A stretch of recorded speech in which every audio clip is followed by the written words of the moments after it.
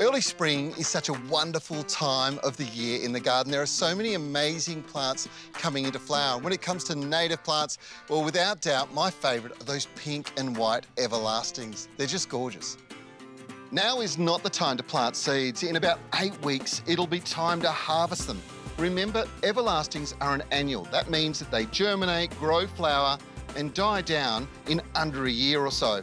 In fact, they really germinate with the first rain, and then they die off with the last.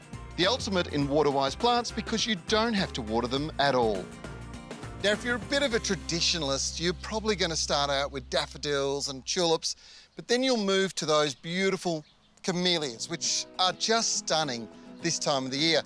Then the next ones to open are the magnolias. This is a tulip magnolia, beautiful white form. There's some lovely pink forms as well. But the first of the magnolias are the star magnolias, the stellatas, and they're just gorgeous as well. When it comes to incredible scent, it's impossible to go past these new release Daphne from Anthony Tesla plants. This one is called Daphne Perfume Princess. There's a pink flower and a white version, and whilst they're not huge, this plant produces so many, they do make a feature in their own right. When it comes to fragrance, few are such a knockout as these. And my recommendation is you get at least 3 or 4 plants, plant them in a big block, and never be scared to prune some of the flowers off. Take them inside. You don't need a lot. Just a small amount like this in a vase is going to bring beautiful perfume inside the house. And it's part of the magic of Daphne.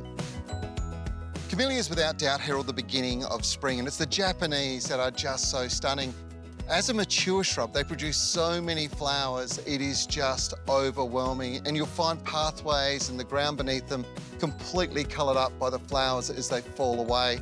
They are gorgeous. They come in every different colour, from bright reds to, well, you've got bicolours, whites. There's even some rare ones that are yellow, but they are just so special and well worth having in your garden.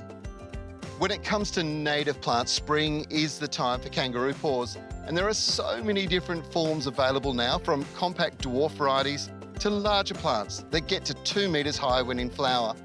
The key to success in a small garden is to mix up all the different forms. And in larger gardens, it's to plant out in large blocks. And last, but definitely not least, is this beauty here. It's called Rondelletia. It is a very, very old-fashioned, old favourite plant, but what a shrub. And look at the flowers, complex, lots of little flowers, and they're beautifully fragrant. This is a great addition to any garden, and all of these plants, these early spring flowering plants that herald the arrival of spring, should be planted right now so that next year you're able to enjoy them in your garden.